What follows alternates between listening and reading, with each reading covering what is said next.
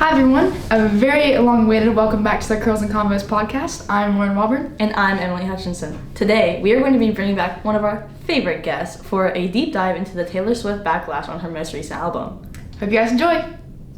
Alright, here we are with our very special guest coming back. We have Miss Weddy, and let's go ahead and get you introduced. So I'm Miss Weddington. If you didn't see the previous episodes, you got to go back and watch with the was it the Girlhood series? Girlhood series, yes. So good. Okay. So much fun. I teach sophomore English, and we're here to talk about Taylor Swift. Yes, we are. Yes. Alright, Weddy. How did you discover Taylor Swift? Through radio, I think mostly like I would just hear like some of her music on the radio. I was never really a fan per se. Like some of the catchier stuff, I learned the lyrics too just from hearing it. But then Betty, as I think everyone knows, is a diehard super fan, and so when Tortured Poets came out, I really wanted to like it, and the first single had Post Malone on it, who, I love Posty, so I really wanted to like it, and I eventually did like that song, but for me, it wasn't my cup of tea. But then, like, this most recent album, on first listen, I was like, I liked, yeah. What's your favorite, like, song, album, era? Okay, I have no idea. Okay. That's okay. That's okay. I mean, embarrassing, I don't know if it's embarrassing. I don't know. Life of the Showgirl for me, like that, if I had to choose like one of her albums, that would be it for me. Just because it's the only one that I enjoyed listening to. Gotcha. So. I don't know. When I listen to it, I just love like Evermore, Vocal, and like Red. Like I really like those ones. So like they're obviously more sad songs, and like. Sorry, like it's not like sad music that I like. It's just like it feels comforting, kind of. So like, some of the songs were like they were good on Life of Sugar, but I just didn't like connect with them. If you know what I mean? Gotcha. For me, it was like sound first, and then there were a couple of them that once I got into the lyrics, like there were a few lines that I was like, ooh, I really like that. Like, Eldest Daughter, which I'm sure we'll talk about more later because it's got a lot of controversy in it, but I am the eldest daughter. So initially, without any of the controversial stuff, I was like, okay, like I get that. Like that makes sense to me. Or like, Ruin the Friendship. Like everybody wants to make fun of that one. I liked it. I kind of liked it. I did too, and I felt like it's like going into Homecoming, for example. And this is kind of taking a tangent here, so like stay with me. Going into Homecoming, I felt like a lot of people thought I was crazy because I would tell students like, just go for it. Like, if you and your date are like feeling each other, then like just put yourself out there and like be open to like opportunities and whatever, because I think you look back and you regret the things you didn't do more than the things you did. And I think that song, that's what that's about. It's about being like, in your 30s and looking back and thinking, like I should have done that because now this dude is dead, and and it's not even about like wanting to be with that specific person, but it's just about, I think, missed opportunities. And I don't know. Yeah, I respect that. I'm a 1989 girl, because I was like, I remember hearing one of the songs on like one of my favorite movies, Secret Life of Pets, the Welcome to New York. And I was like, this is good. And so like, I looked it up on my little YouTube, and I got into the album itself, and I found Style. That's probably my favorite Taylor Swift song now. So it's just kind of like. What is that one? I don't know that I've heard that. Oh, I did. Okay, Lying. I did. Yeah. Yeah, that is a good one. It's really good. Some of things, like, big fan of her catchy songs. There's a few that I like. I like Style, like. Yeah, I like her like upbeat, like poppy, like. Okay, name the songs that you like. So my favorite Taylor Swift song is "This Is Me Trying." Like that's my favorite one. And then like. Was that released? Like, is that something I would have heard on the radio? No. Okay. No. Probably like And then Evermore's good. Mirrorball is so good. And then I like Nothing New. That's on Red. And then I just have a lot of favorites. Like there's also I probably listen to lyrics more than beat now that I think about it. Okay. That makes sense. Yeah. Emily, what do you listen to? First I listen to the beat, and then I'll dive into the lyrics. Gotcha. I'm all about sound. Mm-hmm. I mean, I guess if it said something that was like really bad, obviously that would turn me off. But like, I can't even, like, if I go in some restaurants where they're playing like sad country music, Mhm. like it ruins my whole experience because like I just like feel it, and that's all I can focus on is like the sad music. So I need things that are either calming or that are upbeat or have like, I don't know, like Mm-hmm. Do you like sleep to like rain music? Or, I like, sleep white to noise? Post Malone's Beer Bunks and Bentleys every single night. I literally like I start it and like 4 songs in I'm asleep because which this isn't a Post Malone podcast, so I will only mention this briefly, but he uses binaural beats on that album, which apparently are really good for your brain. So So like as a person, how do you feel about like as a person Taylor Swift apart from her music? So up until recently, I didn't really have an opinion on her. What about you guys?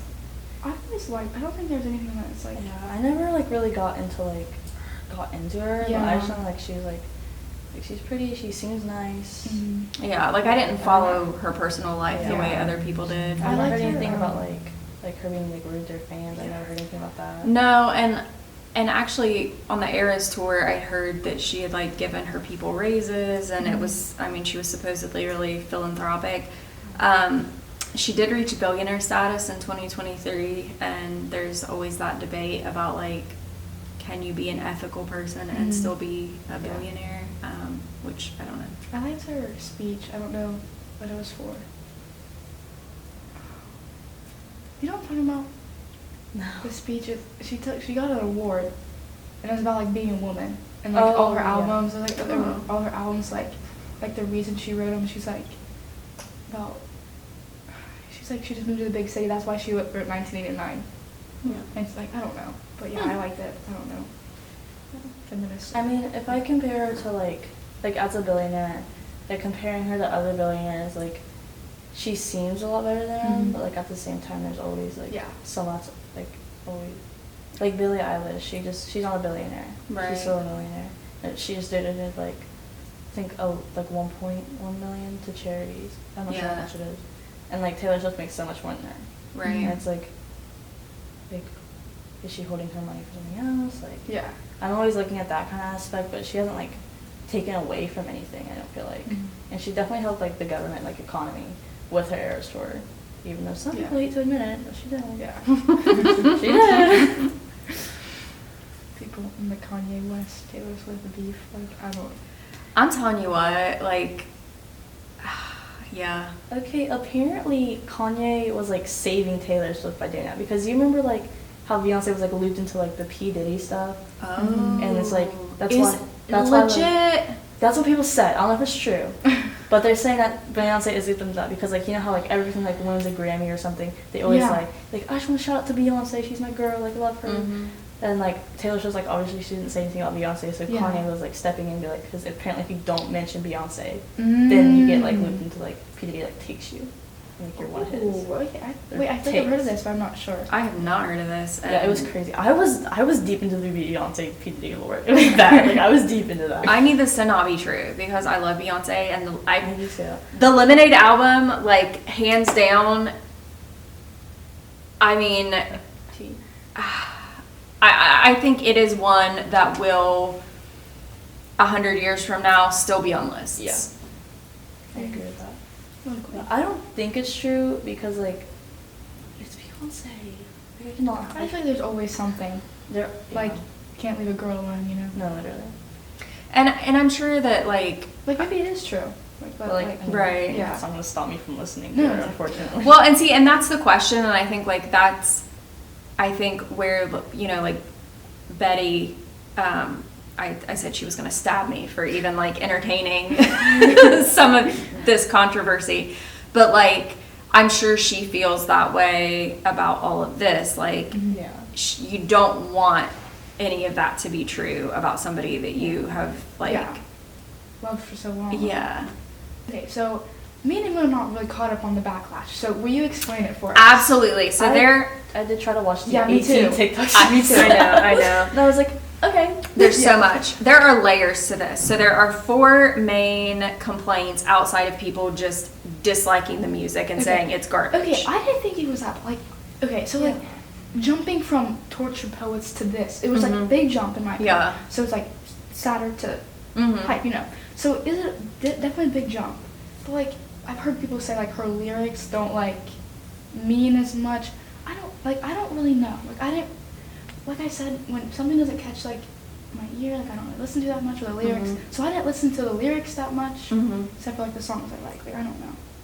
Yeah, I felt like, well, again, like, I go for the sound. Yeah. So even if the lyrics aren't all that amazing, if the sound is good, for me, that's good enough. Yeah. And the flip side of that is also true, whereas, like, her lyrics may have been amazing on the other albums, but I wasn't listening because it made me sad. Yeah. Well, like, from folklore, like, perspective, I think the lyrics in folklore are better than the one Life of the Showgirl. I think it's, like, the big in-between. I don't know. Well, people got really caught up on Wood also because it was, like, very, like, blatant innuendo, but that's one song, you know, it's not the whole album. Continue, sorry. Okay, so aside from, like, lyrical value and the fact that people are like, oh, it just sounds like AI, which, like, if you've heard any of those AI songs, like, I've not listened to, like, AI music, but, like, there were some parody AI songs that were on TikTok, and they're hilarious, so, like... LeBron James music? Like, I would never listen to it as real music, but it's funny for what it is. Yeah. But, so there are 4 main issues. So we'll start with the one that I've seen the most, which is they're saying that there is racism and microaggressions in specifically Eldest Daughter and Opalite. Okay. So this all stems from the fact that she dates Travis Kelce, as we all know.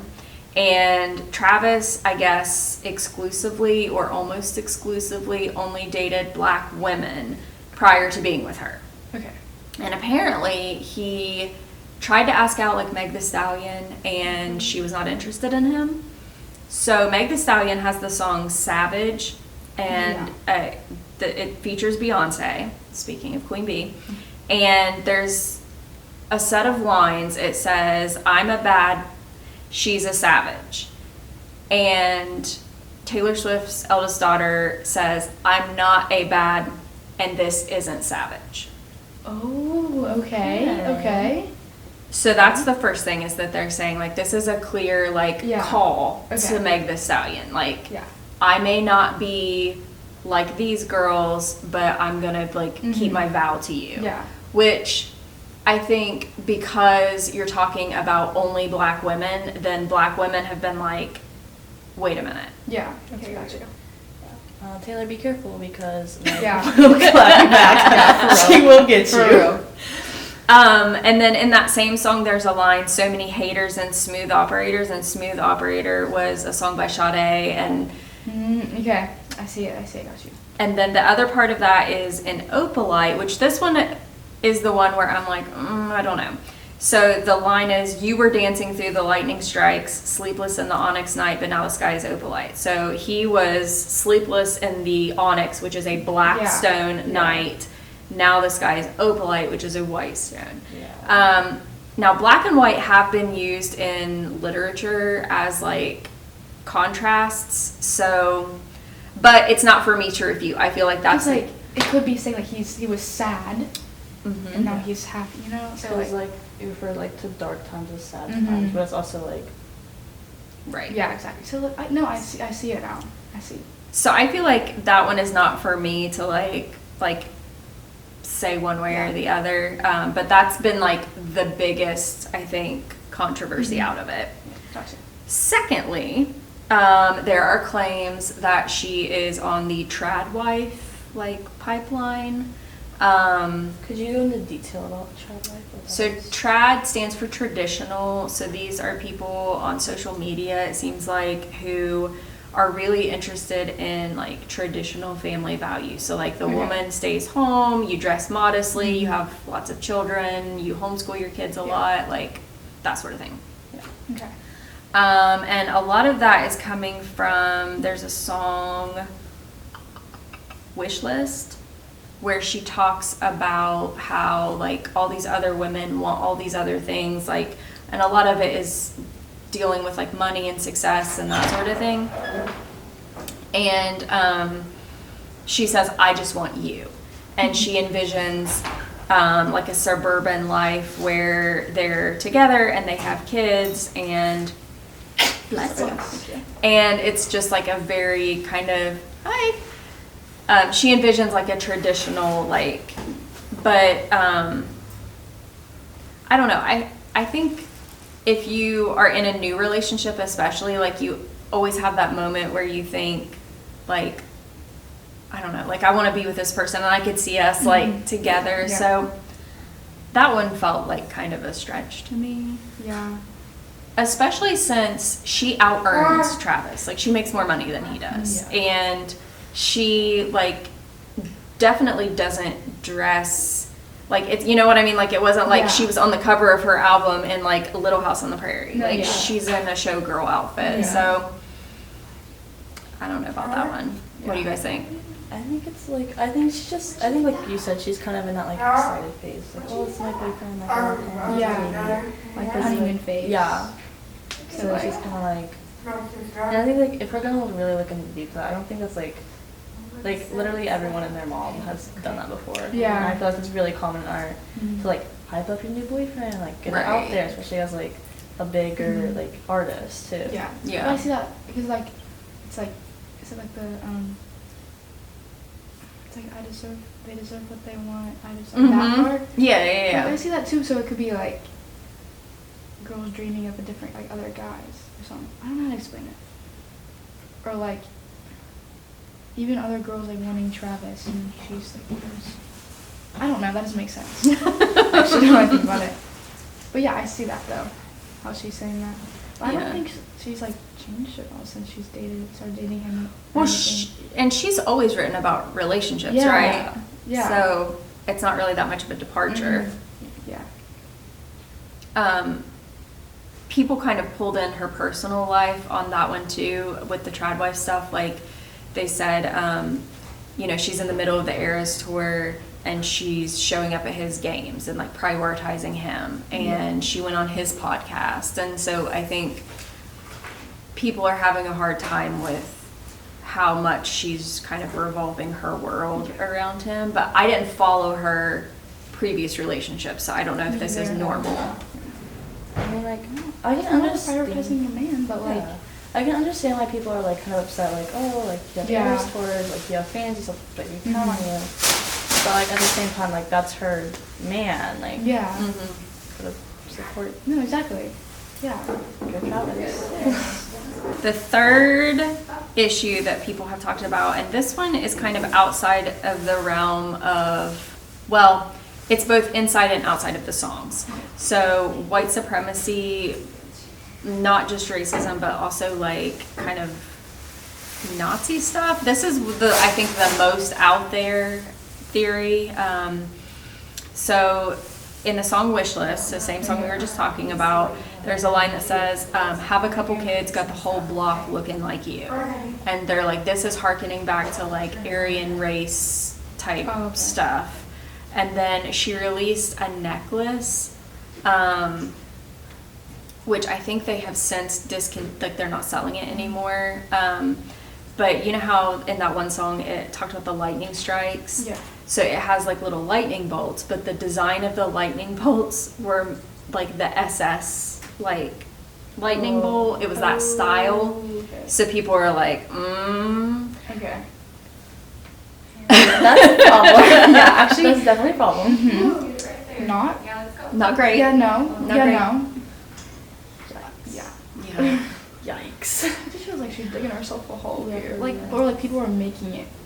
Like, I don't know. Like, Right? Like, right. I didn't ever story. see it. Like, I didn't see the necklace. Yeah, me either. You have to Google it. Like, Okay. it definitely, like, I mean, you can, once you see it, you're like, oh yeah.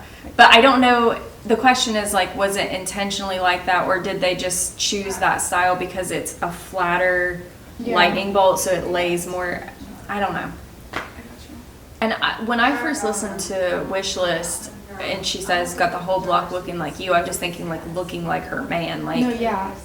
Me too. I didn't, but you know, I don't know. That's, I don't know, I feel like, because I just looked at it, I feel like if you're making that necklace, like, you're shooting that out. You mean you think? Like, a bunch of teenage kids that You're wearing that around. Yeah, Right. and, like, if they look at it and be like, oh, that's not good, Yeah. and you're a grown And woman. I feel like by that point in your life, you know what's. I mean, well, and then the question is like, you know, if she is a business, so she is a $1 billion business. How much hands-on work does she do? Like, does she give her personal approval, or is there like, I don't know, like, are there people between her and those decisions? I don't know. I feel like there'd be someone listening to music be like, this might. Like, hey, Yeah. right, yeah, you might. Yeah.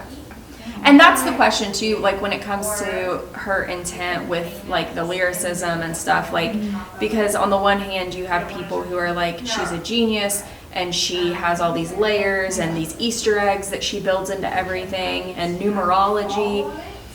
But if that's true, then I think you really have to hold her to a higher standard when it comes to like, are there microaggressions, you know, are there things, because if she is paying that much attention to what she's saying, then how does she miss the other things? Yeah. I just think you can't have it both ways. But okay, last one, and this is the one that I think there is the most evidence for, and that is punching down. So you guys heard that term before? Yeah. So punching down is when you, and it's usually somebody like a celebrity or somebody like that, but they take jabs at people who have less power than them. So the big issues with this album, the Meg Thee Stallion reference, and then the song Actually Romantic, which is like, you know, somebody has been talking about her and saying like insulting her, that sort of thing behind her back, and she says, well, it's actually romantic that you spend that much time talking about me. No man's ever loved me like you do, because, you know. And that song, I guess, was about Charlie XCX, and people are like, Charlie XCX, her, because I guess she wrote a song, Sympathy is a Knife, I think is what it's called. But it was about her own insecurities.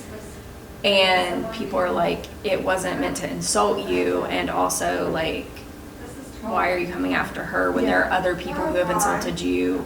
Donald Trump, who you could come after. Excuse me, I don't know where that came from. Oh, I just got like you know, my throat's a little dry.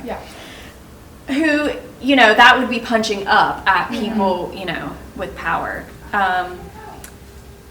And so like there's a line in the song where she calls her a tiny dog in a purse, which I think like is a veiled like B word reference, you know.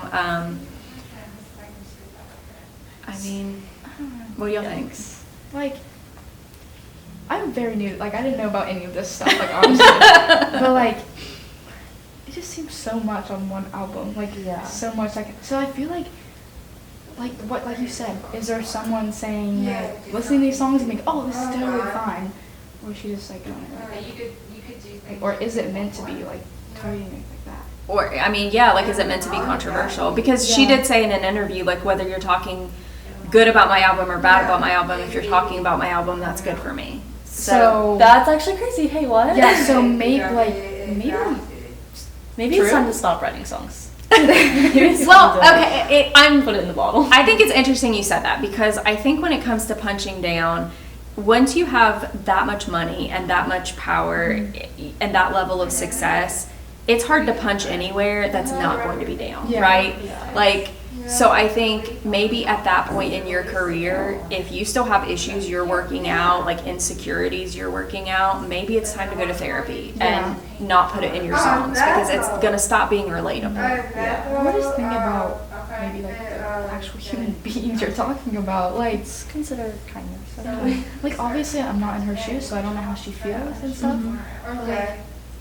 Just be nice, please. Like, I feel like, given what you've said, I feel like there's a difference between, like,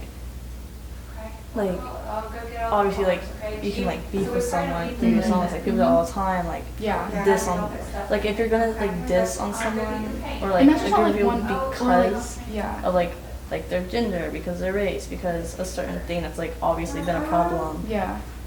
Before or Yeah, like, there's been racism, people had to fight to get that, there's been sexism, like, people had to fight to get that, and, like, as a woman, if you're gonna face down like that, I feel like it's just like honestly, or like yeah, It's like, like at another taking woman, away. you're supposed to be girls in this world because we Exactly. need everyone that we can get, honestly. Well, and that's what somebody else had talked about, and I haven't heard this song, but I guess there was a similar thing that took place between Lorde and another artist, and they said that Lorde handled it by collaborating with that artist, and they actually did a song where like they each had like a verse like responding to the other, and it was Yeah. like a really cool kind of collaborative way to I heard handle of this it. maybe. So like I think it literally this morning I heard about Is this. he albums? I don't know. Maybe. It's like one of those style I albums. feel like yeah. It was one of those style albums. I don't know, Yeah. but yeah. So like they were saying like how, you know, how cool would that have been Mm-hmm. to like have that conversation instead Yeah. of just like writing this weird, because and honestly in the song she says that she called her, that Charlie XCX had called her boring Barbie, and it's like, okay, somebody called you boring Barbie, like that's not even a good insult, Yeah, and like- that's not worth writing a whole song No, about. yeah. So And if you're like that famous, people are gonna say stuff about you, so you have to take like let it yeah, exactly. you yeah. have to develop kind of a thick skin, I think. Mhm, yeah. Not to say that like, I mean you have to like let disrespect go or Yeah. whatever, but you know, I feel like there's a difference between like disrespect And then and just like just like artists or like jealousy. going back and forth. Yeah. right. It's like she has been jealous of her and said that, you know. Well, and the right, like, Yeah. well, and that's the thing too. Like, I don't know. At a certain point, like, you know, she is one of the richest women in the world. She has a ton of privilege. Like, I mean, she's white, she's blonde, she's thin. Yeah. So you have to think like, I mean, do we feel sorry for you? Like, it becomes not really And, like, relatable at a certain release point. The songs too. Yeah. No shade at Taylor Swift, but like Yeah. the whole album, 4 problems. No. I feel like there are other problems she needs to be focusing on about what people say about her, Yeah. other than you're boring Barbie. Yeah. Okay. Yeah, I felt like that was a weird thing to get, like, Upset about. yeah. I mean, unless she has like some like past like trauma from being called Barbie, or there's Yeah. something deeper in there. Well, and Even okay, so my theory, and other people.